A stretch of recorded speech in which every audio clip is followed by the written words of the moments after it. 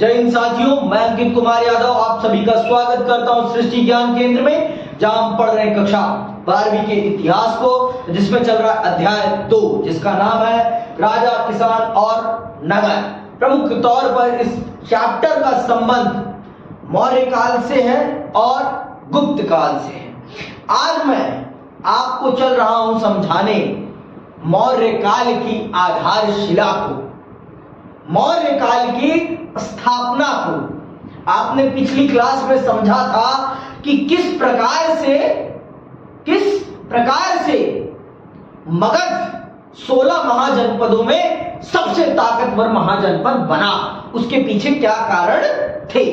अब हम चल रहे हैं इतिहास की एक अगली कड़ी की तरफ, और वो कड़ी है मगध में मौर्य साम्राज्य की स्थापना।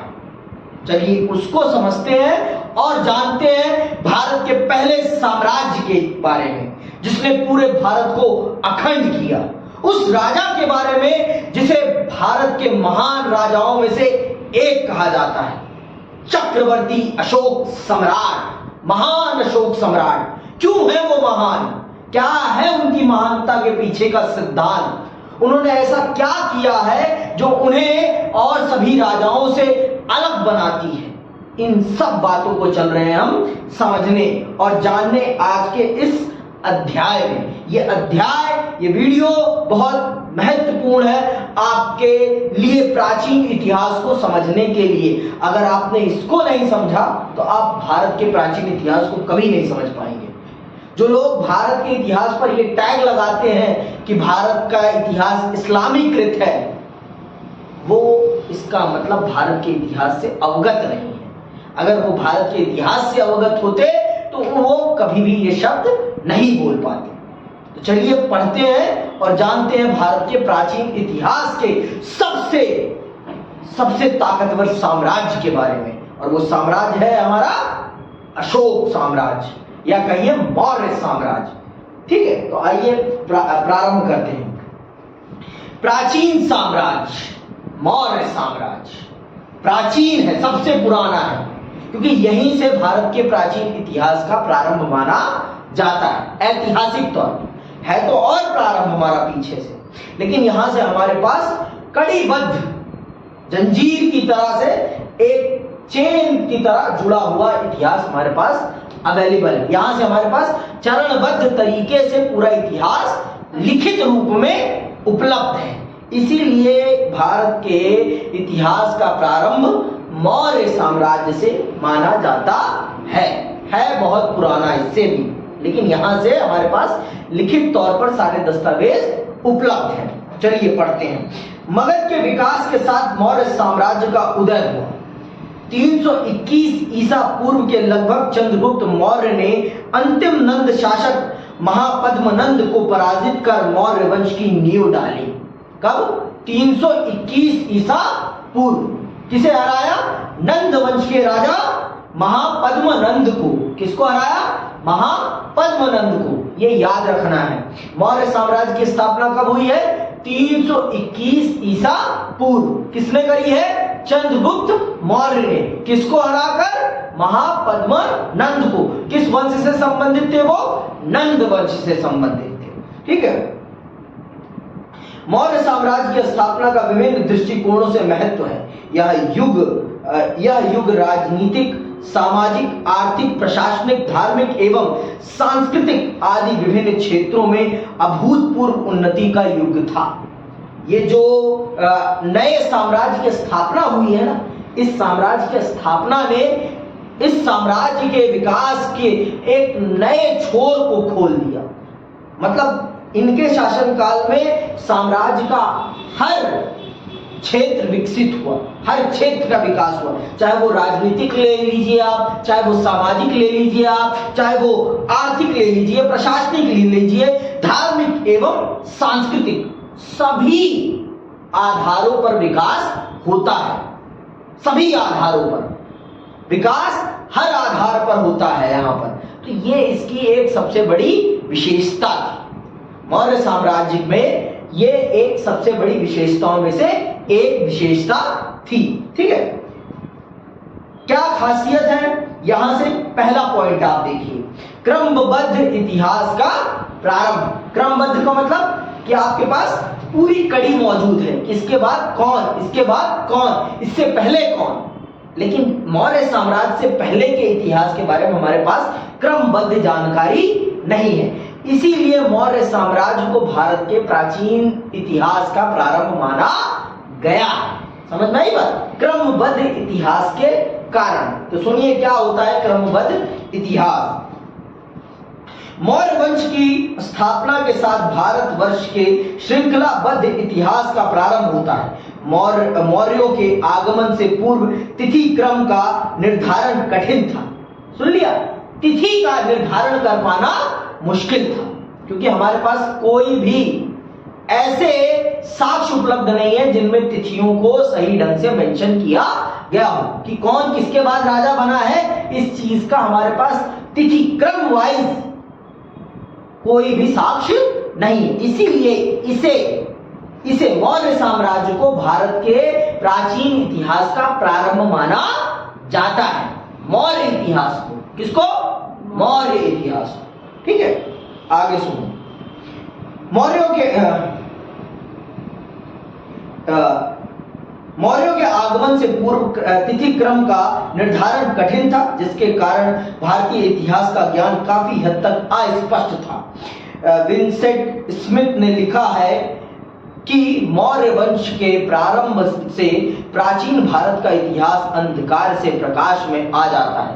विभिन्न देशी एवं विदेशी साक्ष्यों के आधार पर विद्वानों ने मौर्य वंश के संस्थापक चंद्रगुप्त के सिंहासनारोपण की जिन विभिन्न तिथियों का प्रतिपादन किया, वे सत्य के काफी समीप कही जा सकती हैं। डॉक्टर विमल चंद पांडे ने लिखा है, अंततः चंद्रगुप्त मौर्य के सिंहासनारोपण की तिथि भारतीय इतिहास के कालक्रम में एक ज्योतिर्मय स्तंभ है। इसी कारण मौर्य वंश को प्राचीन भारत के इतिहास में प्रथम ऐतिहासिक वंश कहा जाता है, क्योंकि यहीं से हमारे पास इतिहास की क्रमबद्ध जानकारी उपलब्ध है। इससे पहले के जितने भी साम्राज्य रहे हैं, जितने भी शासक रहे हैं, उनके बारे में हमारे पास क्रमबद्ध जानकारी नहीं है। इसीलिए इसे मौर्य वंश को भारत के प्राचीन इतिहास का क्रमबद्ध इतिहास कहा जाता है। प्राचीन इतिहास का प्रारंभ भी इसीलिए यहां से माना जाता है। ठीक है, अब दूसरा कारण सुनो, राजनीतिक एकता का सूत्रपात। मौर्य साम्राज्य ने बिखरे हुए भारत को एकजुट किया है। मौर्य साम्राज्य ने जो बिखरा हुआ भारत था, छोटे छोटे राजाओं के बीच में बिखरा हुआ भारत था, उसे एकजुट करने का काम किया है। किसने?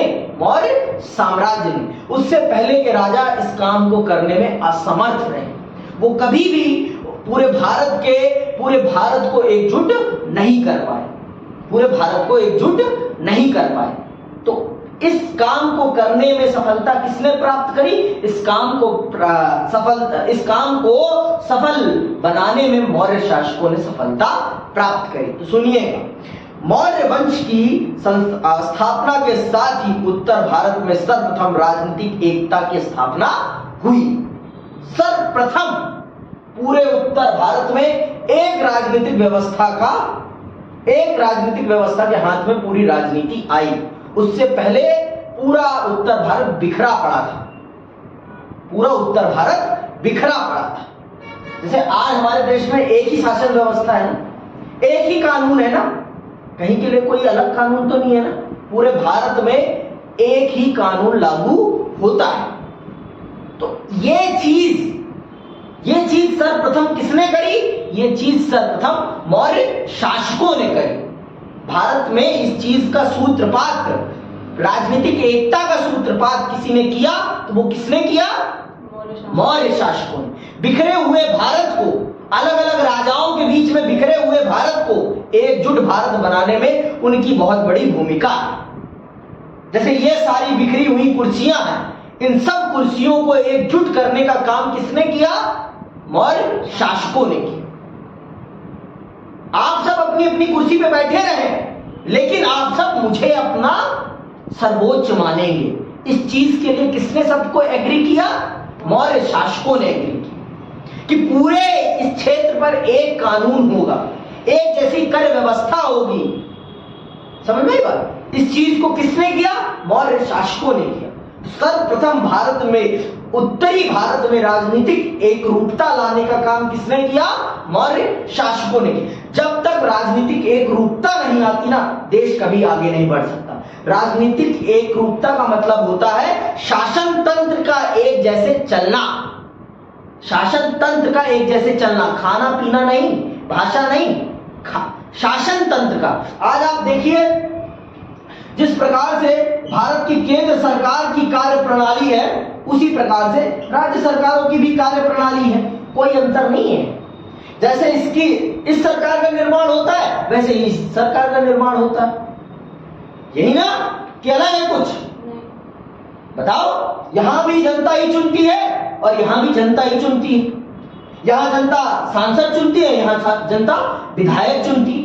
और जिस पार्टी के सबसे अधिक विधायक जीतते हैं, उस पार्टी की राज्य में सरकार बनती है, और जिस पार्टी के सबसे अधिक सांसद जीतते हैं, उसकी देश में सरकार बनती है।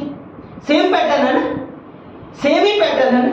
जिस प्रकार से देश में राष्ट्रपति होता है, उसी प्रकार से राज्यों में कौन होता है?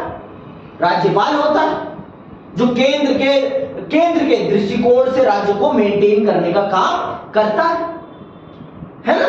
और आप ये जानते हैं कि यहां से जो प्रशासक तैयार होते हैं यूपीएससी से, यूनियन पब्लिक सर्विस कमीशन से जो तैयार होते हैं सरकारी अधिकारी, वो सारे राज्यों में काम करते हैं।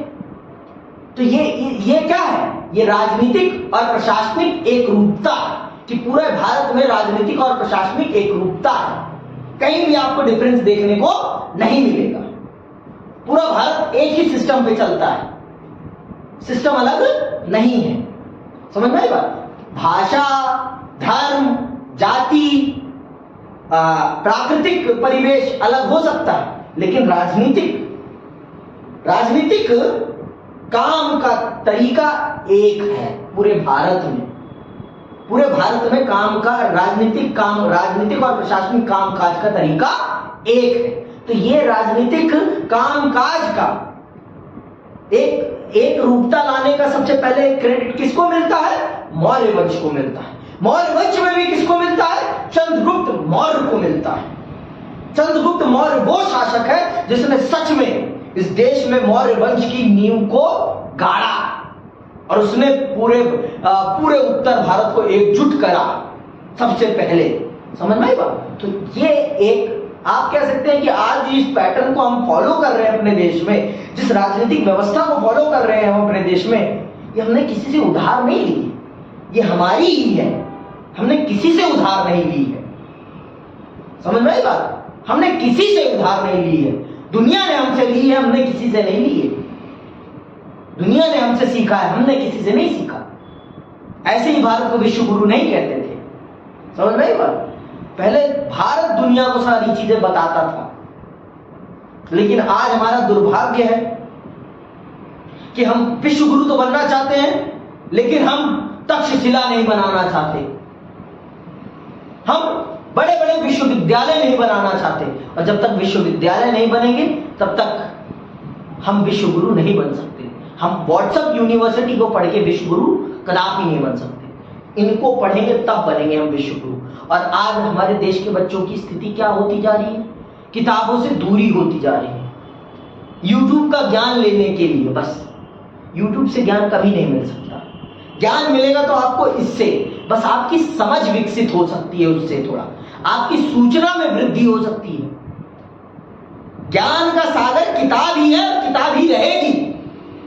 किताब का कंपैरिजन किसी से नहीं है, क्योंकि किताब आपके अंदर एक कैरेक्टर बिल्ड करती है, रीडिंग कैरेक्टर।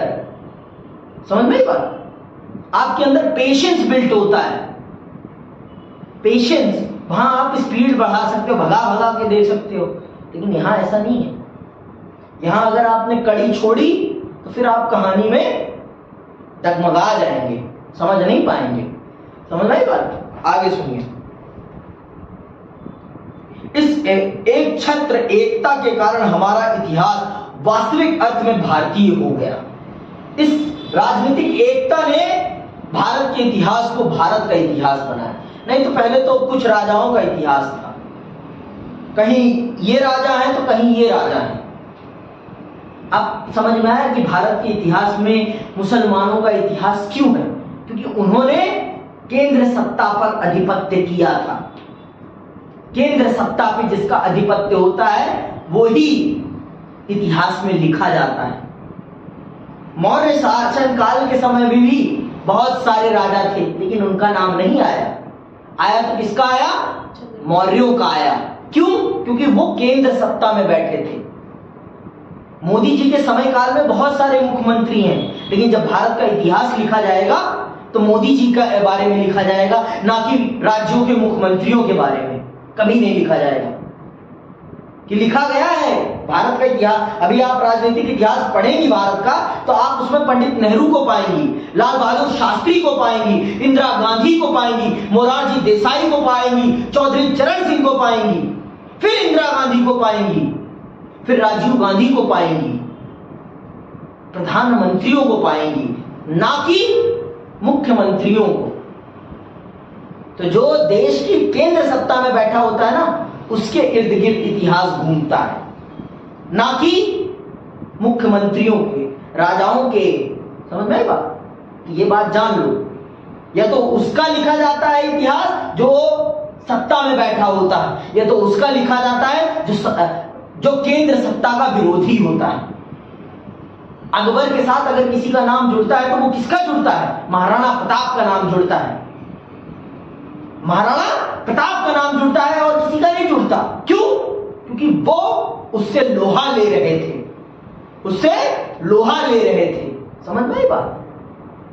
तो जो विरोधी है और जो सत्ताधारी है उन्हीं का इतिहास में नाम आता है, पिछलग्गुओं का नाम कभी नहीं आता। ये बात जान लो आप, ठीक है? तो यहां पर भी यही बात है। तो इन्होंने पूरे इस बिखरे हुए भारत को, टुकड़ों में बटे हुए भारत को राजनीतिक एक रूपता प्रदान करी और एक केंद्र सत्ता स्थापित करी। एक केंद्र सत्ता स्थापित करी जिसके अधीन पूरा राजतंत्र चलेगा। जैसे ये हमारा ये जो पंजा है हमारा, ये क्या करता है? ये बिखरी हुई उंगलियों को एकजुट कर देता है। तो ये क्या है? हमारा पंजा, हमारा क्या? केंद्र शक्ति है। ये क्या है? केंद्र शक्ति। तो ये अपनी ताकत से इन उंगलियों को एकजुट कर देता है। तो इसी प्रकार से मौर्य वंश ने बिखरे हुए भारत को एकजुट कर दिया और सच में भारत के इतिहास को भारतीय इतिहास बना दिया। नहीं तो उससे पहले बिखरा हुआ था भारत, उससे पहले बिखरा हुआ था भारत। आगे सुनो। मौर्यों के द्वारा एक विस्तृत क्षेत्र पर अधिकार ने तत्कालीन भारत के राजनीतिक चित्र को और अधिक स्पष्ट कर दिया। मौर्यों ने न केवल अपने पूर्ववर्ती राजाओं के द्वारा दिए गए राजनीतिक एकता एवं साम्राज्यवाद के स्वप्न को ही पूरा किया, वरन एक ऐसे राजनीतिक आदर्श की स्थापना भी की जो भविष्य में भी महत्वाकांक्षी भारतीय सम्राटों के लिए प्रेरणा स्रोत बना रहे। एक ऐसी प्रेरणा स्थापित करी कि आने वाला भारत जब इस इतिहास को जाने तो उनके लिए मौर्य क्या हो? प्रेरणा के स्रोत हो। आज भी हम क्यों पढ़ रहे हैं? क्योंकि अशोक मौर्य साम्राज्य ने इस देश के लिए बहुत बड़ा योग काम किया है, जिसकी हम कल्पना नहीं कर सकते। वो काम किया है अशोक ने। अशोक ने पूरे हिंद महासागर को एकजुट किया है, पूरे हिंद महासागर को। आप भारत की सीमा म्यांमार से लेकर अफगानिस्तान के हिंदकुश पर्वत तक लेके गए हैं। कौन? अशोक। तब है ना वो महान। और महान क्यों है ये मैं बताऊंगा फिर आप। महानता वो अपनी तलवार के कारण नहीं बने हैं, वो बने हैं अपने प्रेम के कारण, अपने सेवा भाव के कारण। ये आप समझना। अभी आगे आगे सुनो। शासन में एक रूपता, मैंने पहले बता दिया, शासन में एक रूपता। केंद्र में भी जो व्यवस्था चलेगी वही राज्य में भी चलेगी। राज्य जिस प्रकार से चल रहा है, जैसे केंद्र की व्यवस्था रहेगी पूरी, वैसे ही राज्य का पैटर्न भी काम करेगा। कुछ भी अलग नहीं, कुछ भी अलग नहीं। समझ में आई बात? जैसे राजा, फिर उसके पूरे मंत्रीगण, फिर पूरी की पूरी कार्य प्रणाली, जिसे हम क्या कहते हैं? कार्यपालिका, ब्यूरोक्रेसी कहते हैं। तो सेम यहां भी वही चीजें रहेंगी, सेम वही चीजें यहां भी रहेंगी, सब कुछ। तो इसे कहते हैं शासन में एक रूपता। मौर्यों ने न केवल एक विस्तृत साम्राज्य की ही स्थापना की, वह उस साम्राज्य की सुव्यवस्था की ओर भी ध्यान दिया।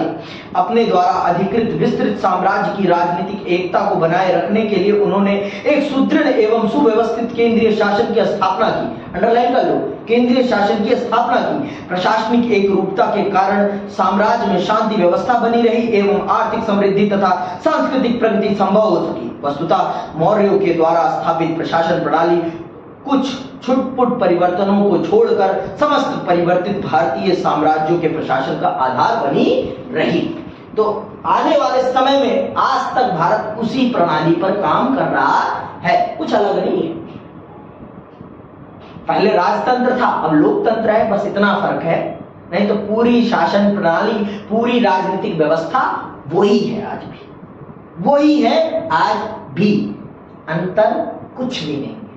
इस बात को आप समझिए, भारत की राजनीतिक व्यवस्था वही है जो पहले थी, और सभी भारतीय राजाओं ने उसी पद चिन्हों पर चलकर भारत को चलाया, उन्हीं के पद चिन्हों पर चलकर भारत को चलाया, मौर्य शासकों के पद चिन्हों पर चलकर। जब मैं मौर्य शासक कहूंगा तो इसमें दो शासकों का सबसे बड़ा योगदान है। किसका? अशोक और चंद्रगुप्त मौर्य का। चंद्रगुप्त कौन है? चंद्रगुप्त मौर्य उसके दादा हैं। किसके? अशोक के। पिताजी का नाम क्या है? बिंदुसार। बिंदुसार का कोई खास योगदान नहीं। अशोक और Chandragupta. Chandragupta is a founder, और आपके अशोक कौन है? विस्तार करता। उन्होंने इसका विस्तार किया है, बढ़ाया है इस साम्राज्य को, और उन्होंने एक अलग ही लेवल पर इस साम्राज्य को स्थापित किया, एक अलग ही नीति प्रदान करी है इस साम्राज्य। इसीलिए चंद्रगुप्त तो महान नहीं कहलाए, लेकिन उनका पोता अशोक महान कहलाया, क्योंकि उसने कुछ नीतियां बदली, और उन नीतियों के कारण वो महान कहलाया, जिनको हम आगे समझेंगे। आगे सुनिए। चौथी चीज क्या है? सांस्कृतिक प्रगति। यहां पर सांस्कृतिक प्रगति भी बहुत बड़े स्तर पर होती है। मौर्य साम्राज्य में सांस्कृतिक प्रगति भी बहुत बड़े स्तर पर होती है। सुनिएगा बहुत ध्यान से। मौर्य काल कला, साहित्य एवं धर्म विशेष रूप से बौद्ध धर्म के प्रचार के दृष्टिकोण से भी अत्यधिक महत्वपूर्ण है। मौर्य काल में बौद्ध धर्म सबसे ज्यादा फला फूला और आगे बढ़ा। क्यों आगे बढ़ा? क्योंकि अशोक ने बौद्ध धर्म अपना लिया था। इस कारण से बौद्ध धर्म का प्रचार प्रसार बहुत बड़े स्तर पर होता है मौर्य काल में। मौर्य युग में विशेष रूप से अशोक के समय में विभिन्न कलाओं को अभूतपूर्व उन्नति हुई। उसके समय में निर्मित पाषाण खंड शिल्प के अद्भुत नमूने हैं और भारतीय संस्कृति की अनुपम धरोहर है। उसके समय के स्तूपों की चमक आज भी वैसी ही बनी हुई। उन्होंने बौद्ध स्तूपों का निर्माण कराया, जो कि आज भी धरोहर के तौर पर हमारे सामने हैं। आज भी वो देखने को मिल जाते हैं। तो ये देखिए कि उस समय की निर्माण शैली कैसी थी, उस समय की निर्माण शैली कैसी थी कि आज भी वो स्तूप बचे हुए हैं। आज भी उन स्तूपों का अवशेष हमें मिल रहा है। और बौद्ध अशोक के समय काल में विशेष तौर पर बौद्ध धर्म का सबसे ज्यादा विकास हुआ है। क्यों? क्योंकि अशोक बौद्ध धर्म में दीक्षित हो जाता है कलिंग के युद्ध के बाद। कलिंग के युद्ध के बाद अशोक बौद्ध धर्म को अपना लेते हैं। क्यों अपनाते हैं ये मैं आगे बताऊंगा आपको, ठीक है। तो ये वो 4 पॉइंट्स हैं जो मौर्य साम्राज्य को भारत के इतिहास का प्रारंभ मानने के लिए हमें मजबूर करते हैं, क्योंकि इससे पहले के साम्राज्यों में हमें ये चीजें देखने को नहीं मिलती। ये चीजें हमें देखने को नहीं मिलती हैं। तो इसीलिए मौर्य साम्राज्य और साम्राज्यों से बहुत विशेष है। बहुत ही ज्यादा विशेष है। ये बात आप अपने मस्तिष्क में गांठ बांध लें और मैं आपसे अपेक्षा करता हूं कि आप इसके बेहतरीन नोट्स बनाएंगी दोनों, ठीक है? तो जिससे कि आपको ये याद रहे लॉन्ग टाइम तक, एक दिन तक नहीं, एक लंबे समय तक याद रखना है, क्योंकि ये याद रहेगा तो ये भी याद रहेगा। इसको जिसको क्रैक करना है ना, उसको मौर्य साम्राज्य को समझना बहुत जरूरी है, क्योंकि मौर्य साम्राज्य हमें प्रशासन की ट्रिक सिखाता है, प्रशासन की पद्धति सिखाता है, प्रशासन सिखाता है कि कैसे प्रशासन को एकजुट किया जाता है। अब अगला टॉपिक है आपका मौर्य साम्राज्य को समझने के क्या स्रोत हैं, किन स्रोतों के माध्यम से हम मौर्य साम्राज्य को जानते हैं और समझते हैं। ठीक है, आज रहने देते हैं। ठीक, आज के लिए बस इतना ही। जय हिंद, जय भारत।